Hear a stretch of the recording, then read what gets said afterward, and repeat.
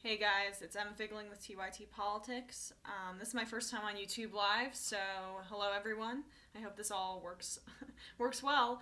We've been having some glitches, but while I just did a Facebook Live report on the latest Podesta leaks, I don't want to ignore the Donald Trump stuff. So obviously, as a woman, some of these allegations are extremely disturbing, but you know that you could be getting a lot of misinformation online about what he's being exactly accused of and the nature of these allegations. So I just wanted to clear that up for you and basically put into a succinct video kind of the three main accusations that are being levied against him.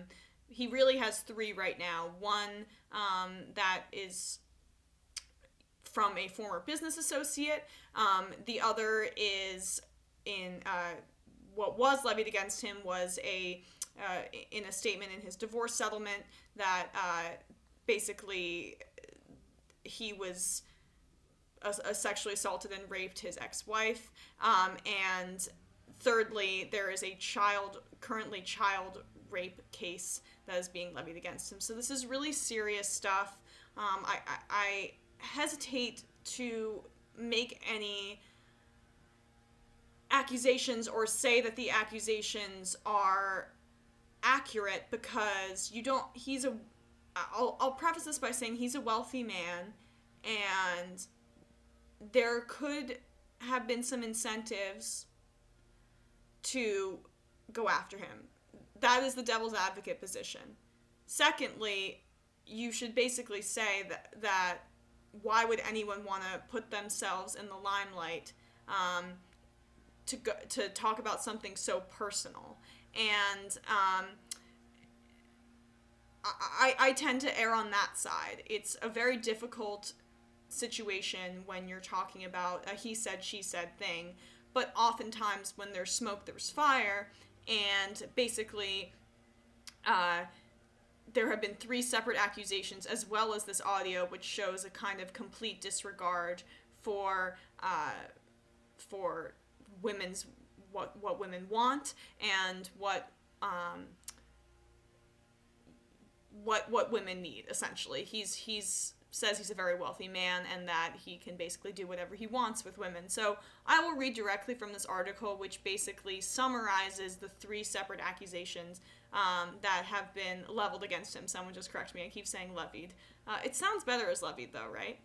So, according to legal documents, Trump has been accused of raping a 13-year-old child, raping his ex-wife, and attempting to rape a former business associate. So, I mean, horrific accusations. It's extremely chilling and difficult to read. The first and most famous accusation comes from Trump's ex-wife, Ivana Trump. During a deposition in the 90s, Ivana described a harrowing scene in which Trump held her arms back, pulled at her hair, and raped her in a fit of rage. She used the word rape.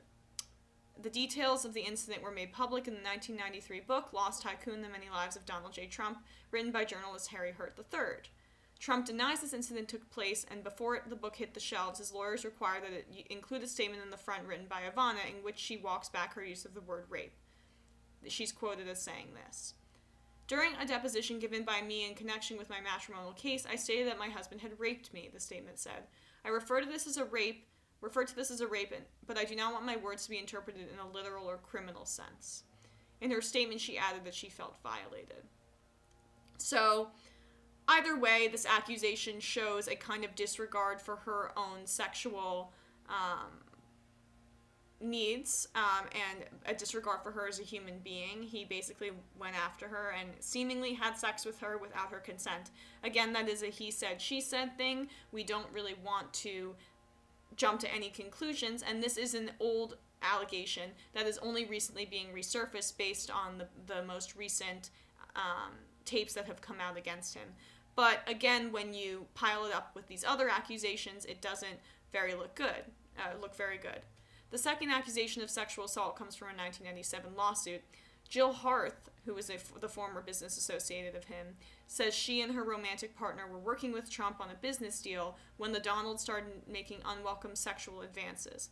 In a lawsuit filed against Trump, she said that he leered at her inappropriately, groped her on several occasions without her consent, which would be consistent with what he says that he wants to do, and even attempted rape. In her lawsuit, Harth describes the scene in which Trump took her into one of his children's bedrooms at his Florida estate, Mar-a-Lago, threw her against a wall, began touching her all over, and lifted up her dress. In an interview with The Guardian, it was a very reputable organization, Harth said that she had to physically prevent him from advancing and shouted out, "What are you doing? Stop it." Adding, it was a shocking thing for him to have to do this because he knew I was with George, her partner.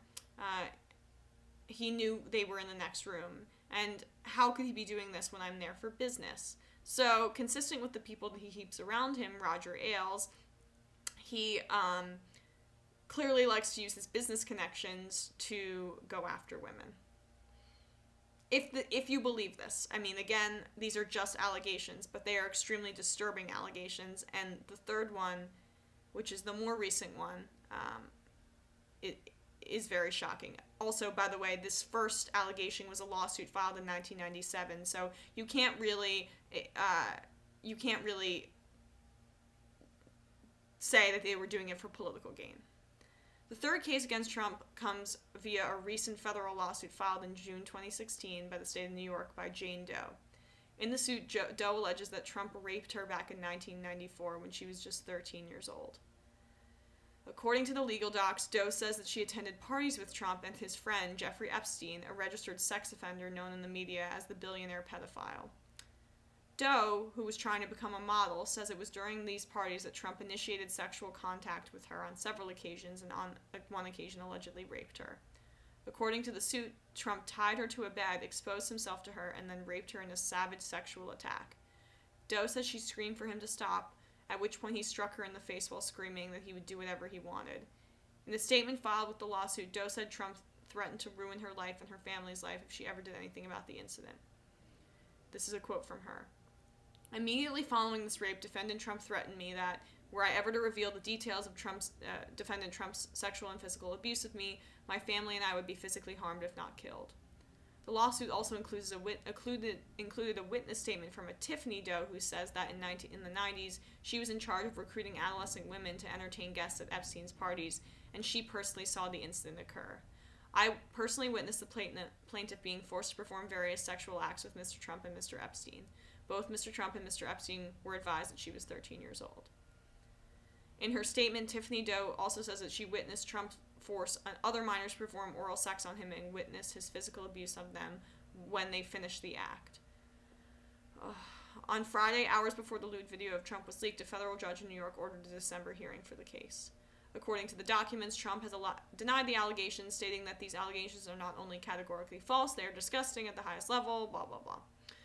So, while Jordan and I are getting caught up in the leaks, the Podesta leaks, which are incredibly important and expose a variety of political corruption, what's being talked about in terms of Trump's sexual assault is no longer a joking matter. I have difficulty, I'm stammering a little because I have difficulty putting into words how disturbing this is. This man, if these are true, is a menace and a monster. And the idea that you could take advantage of a 13-year-old that way in order to advance the career when the 13-year-old has no semblance of an idea of what they're doing, don't know what they could be getting themselves into, are just trying to appease someone who is older than them. It makes me sick. I'm having difficulty putting it into words. I don't think that these attacks should be discredited. I know that the mainstream media is focusing a lot on them, and I don't think at this point that it's undeserved. They should be talking a lot more about the Podesta leaks, but if these accusations are true, then we have a real monster on our hands. So this race to the bottom continues. We have a monster on one end, even if these allegations aren't true. The guy's pretty much a sociopath and has no remorse and says and lies and does whatever he wants. And then we have a complete corrupt candidate on the other side. So that's what we're dealing with here. Doesn't really get much worse than this, guys. We'll get through it, though. So have a great day.